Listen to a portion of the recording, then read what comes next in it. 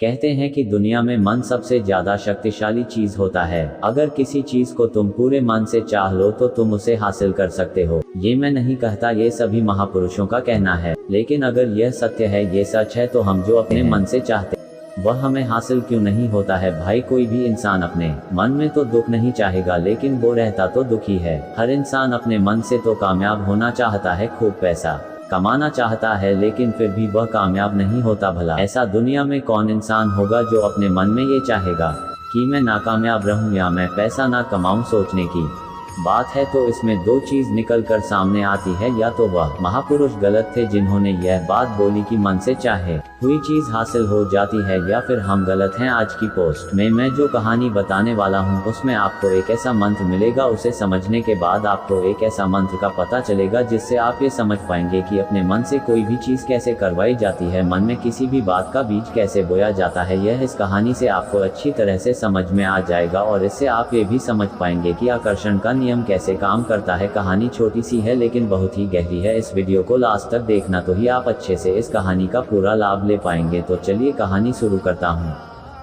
एक बार की बात है, एक आदमी के जीवन में सिर्फ दुख ही दुख थे। वह जो भी काम करता उस बेचारे का वह काम पूरा ही नहीं होता। घर में आता तो घर में कलेश बना रहता, किसी से कोई मदद मांगता तो कोई उसकी मदद नहीं करता। ऐसा लगता था कि चारों तरफ से उसके ऊपर दुख का पहाड़ टूट पड़ा है। उसे समझ नहीं आ रहा था कि मैं इन दुखों से कैसे पार पाऊं।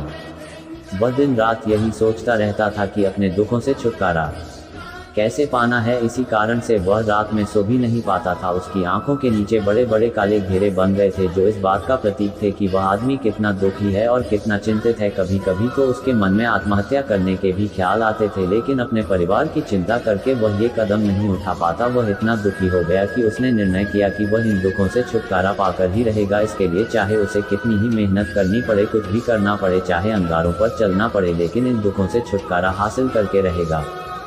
ऐसे ही एक दिन उसने अपने मित्र से पूछा कि मैं अपने जीवन को कैसे सुधारें। उसके मित्र ने उसे बताया कि तुम किसी बाबा के पास जाओ। बाबाओं के पास ऐसा मंत्र होता है जिससे सारे दुख मिट जाते हैं, जीवन खुशियों से भर जाता है और धन संपदा भी हासिल होती है। तुम किसी ऐसे बाबा को ढूंढ लो, बस तुम्हारा काम बन जाएगा। उस आदमी के मन में यह बात पूरी तरह से पक्की बैठ गई कि कोई बाबा ही मेरा दुख दूर कर सकता है, और इसीलिए उसे किसी भी बाबा के बारे में पता चलता तो वह उस बाबा के पास पहुंच जाता, उस बाबा को अपनी समस्या बताता और उससे उसका समाधान पूछता और कहता कि बाबा, मैं कुछ भी करने के लिए तैयार हूं, लेकिन मेरी इन समस्याओं से मुझे छुटकारा दिला दीजिए। आप जो कहेंगे मैं वह करूंगा, लेकिन मेरे जीवन को सुधार दीजिए। बाबा उसे कुछ टोने टोटके बताते थे करने के लिए और बदले में दान दक्षिणा ले लेते थे कि यह टोना टोटका करने के बाद तुम्हारे घर में सुख शांति बनी रहेगी। बस इस टोटके को पूरी विधि के साथ करना। वह आदमी घर लौटकर पूरी विधि के साथ टोने टोटके करने लगा, लेकिन बहुत टोने टोटके करने के बाद भी उसके जीवन में कुछ बदलाव नहीं आया। इसके विपरीत उसका जीवन और ज्यादा दुखी हो गया। जो भी बाबा उसे टोना टोटका देता था वह बदले में उससे दान दक्षिणा लेता था। प्रविष्ट हो जाती है और हमारे अंतर्मन में समा जाती है। असल में हम जिस चीज से छुटकारा पाना चाहते हैं उससे छुटकारा इसीलिए पाना चाहते हैं कि वह हमारे साथ बहुत गहरे से जुड़ी हुई है, और हम जितना ही उससे छुटकारा पाना चाहते हैं वह उतनी ही गहरी हमारे मन में बैठती चली जाती है और आखिरकार हमारे अंतर्मन में छा जाती है। ऊपर से तो हम चाहते हैं सुखी होना कि मैं सुखी हूँ, हमारे होंठ भी यही बोलते रहते हैं, लेकिन हमारे मन में दुख समाये होते हैं। हमारे विचारों में हमारे मन में दुख ही दुख दिखाई देते हैं। इसीलिए अपनी जुबान से बार बार यह बोलने से कि मैं सुखी हूँ, हम सुखी नहीं होंगे जब तक यह मंत्र हमारे अंतर्मन में प्रविष्ट नहीं होगा। इस पर उस आदमी ने पूछा कि बाबा, लेकिन यह मंत्र हमारे अंतर्मन में प्रविष्ट कैसे होगा। ये सुनकर बाबा ने कहा कि बच्चा, अपने दुखों से लड़ना बंद कर दो। जब तक तुम अपने दुखों को दूर करने की सोचते रहोगे तब तक वो दुख तुमसे चिपके रहेंगे, तब तक वो दुख तुम्हारे अंतर्मन पर अपना राज बनाए बैठे रहेंगे। और जिस दिन तुम उन दुखों के बारे में सोचना ही छोड़ दोगे, उन दुखों से छुटकारा ही नहीं पाना चाहोगे, उसी दिन से तुम्हारे जिंदगी से दुख गायब हो जाएंगे। क्योंकि किसी भी चीज से छुटकारा पाने के लिए हमें उस चीज के बारे में सोचना पड़ता है, और हम जितना ही उस चीज के बारे में सोचते हैं वह उतनी ही गहरी हमारे मन में प्रविष्ट होती चली जाती हैं। हम अधिकतर समय दुखों के बारे में ही सोचते हैं। हम यही सोचते हैं कि हमारे जीवन में दुख है और हमें इससे छुटकारा पाना है। इसी वजह से बार बार सोचने से वो दुख हमारे अंतर्मन में प्रविष्ट हो जाते हैं और हमें एहसास भी नहीं होता।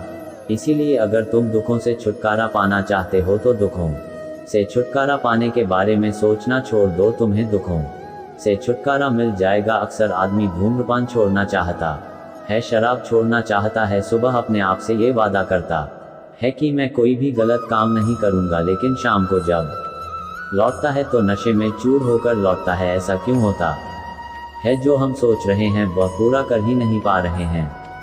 असल में हम उस चीज़ को बहुत ज़्यादा तवज्जो दे रहे हैं, उस चीज़ को बहुत ज़्यादा अहमियत दे रहे हैं। जब भी हम उस चीज़ को छोड़ने के बारे में सोचते हैं तो हम उसकी इम्पोर्टेंस यानी कि विशेषता और ज़्यादा बढ़ा देते हैं। हमारा मन उस चीज़ के बारे में जितना ज़्यादा सोचेगा, शराब या धूम्रपान छोड़ने के बारे में जितना ज़्यादा सोचेगा, हमारा मन उतना ही उस चीज़ के पीछे ज़्यादा भागेगा। हमें उस चीज़ से लड़ना नहीं है, बल्कि बिना सोचे गुजर जाना है। और अगर हम इस मंत्र को समझ लेते हैं तो हम अपने जीवन में जो भी पाना चाहते हैं उसे अपने अंतर मन में डाल सकते हैं। और एक बार वो लक्ष्य हमारे अंतर मन में बैठ जाता है तो फिर सफलता पाने में कोई समस्या नहीं आती, कोई दिक्कत नहीं आती। तो दोस्तों, कैसी लगी आपको ये कहानी?